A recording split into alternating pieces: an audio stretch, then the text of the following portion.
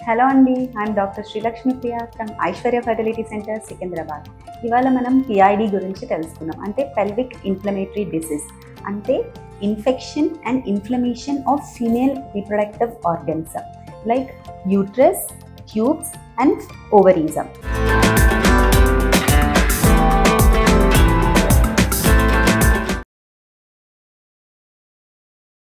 ఇప్పుడు మనం ఎలాంటి వాళ్ళల్లో ఈ పిఐడి అనేది చూస్తాం.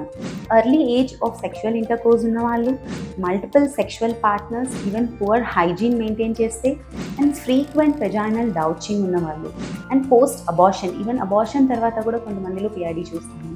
సో మనకి ఎలాంటి సైన్స్ అండ్ సిమ్టమ్స్తో ప్రజెంట్ అవుతారు? అబ్నార్మల్ వెజైనల్ డిశ్చార్జ్ ఉంటుంది, కొంతమంది itching and even menstrual irregularities ఉంటుంది, like intermittent spotting and post coital bleeding, అంటే భార్యాభర్త కలిసిన తర్వాత బ్లీడింగ్ ఉండడం, డిస్యూరియా లైక్ యూరిన్కి వెళ్ళేటప్పుడు మంట ఉండడం. సో మనం ఇందులో తెలుసుకోవాల్సింది ఏంటి?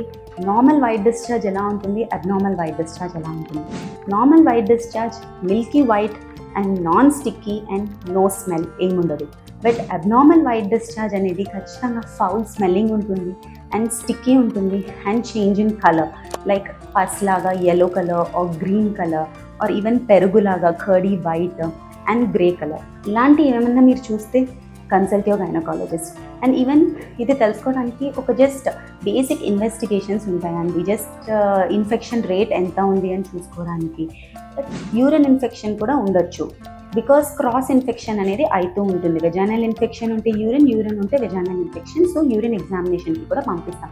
బట్ రిపీటెడ్గా ఈ ఇన్ఫెక్షన్ మీరు ఫేస్ చేస్తున్నారు అంటే ఖచ్చితంగా wheel send a vaginal swab for culture and sensitivity. దీని ద్వారా మనకి ఏం తెలుస్తుంది? ఏ ఆర్గానిజం వల్ల ఇన్ఫెక్షన్ వస్తుంది అనేది తెలుస్తుంది. లైక్ బ్యాక్టీరియానా, వైరస్సా, ఫంగసా అనేది తెలుస్తుంది. దీన్ని బట్టి బేస్డ్ ఆన్ ద రిపోర్ట్స్ మనం బేసిక్ మెడికేషన్స్ ఇస్తే సరిపోతుంది. ఇన్ కేస్ మీరు కన్సల్ట్ అవ్వలేదు, this might lead in to many complications. Like in case infection వచ్చింది అంటే అది అసెండింగ్ ఇన్ఫెక్షన్ అవుతుంది, అంటే పైకి పాకుతుంది, గర్భసంచిలోకి పాకుతుంది. This is called endometritis. And ట్యూబ్స్లోకి పాకుతుంది, సాల్పింజైటిస్, ట్యూబ్స్ వాపు వచ్చేస్తుందండి, that is called hydrosalpinx. And even ovaries effect అవుతుంది, that is oophoritis. Very severe infection ఉంది అంటే మొత్తం గర్భసంచి చుట్టూ అతుకులు ఫామ్ అయిపోతుంది, గర్భసంచి లోపల అతుకులు ఫామ్ అయిపోతుంది. వీటన్నిటి వల్ల ఏమవుతుంది అంటే మీ ఫర్టిలిటీ అనేది ఎఫెక్ట్ అవుతుంది. అండ్ క్రానిక్గా డల్ పెయిన్ ఎప్పుడు ఉంటూనే ఉంటుంది వీళ్ళకి.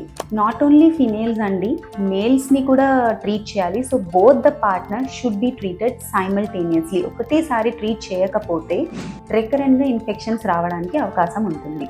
సో ఇలా ఉన్న వాళ్ళు ఎలాంటి ప్రికాషన్స్ తీసుకోవాలి? కాటన్ ప్యాంటీస్ వాడడం. ఇన్ కేస్ రిపీట్, కొంతమందికి త్రూ అవుట్ ద సైకిల్ అనేది వైట్ డిశ్చార్జ్ ఉంటూనే ఉంటుంది, అలాంటి వాళ్ళు ప్యాంటీ లైనర్స్ వాడడము. And in case pubic hair shave చేసే వాళ్ళకి రిపీటెడ్ ఇన్ఫెక్షన్స్ వస్తే బెటర్ షిఫ్ట్ టు ట్రిమ్మింగ్ చేయండి. అండ్ నా sincere advice to young unmarried women అండి, please use condoms while intercourse. For young female, seek gynecologist for any doubts in any abnormal white discharge, any pain ఏదున్నా consult అవ్వండి, because this might lead into infertility in future. Thank you.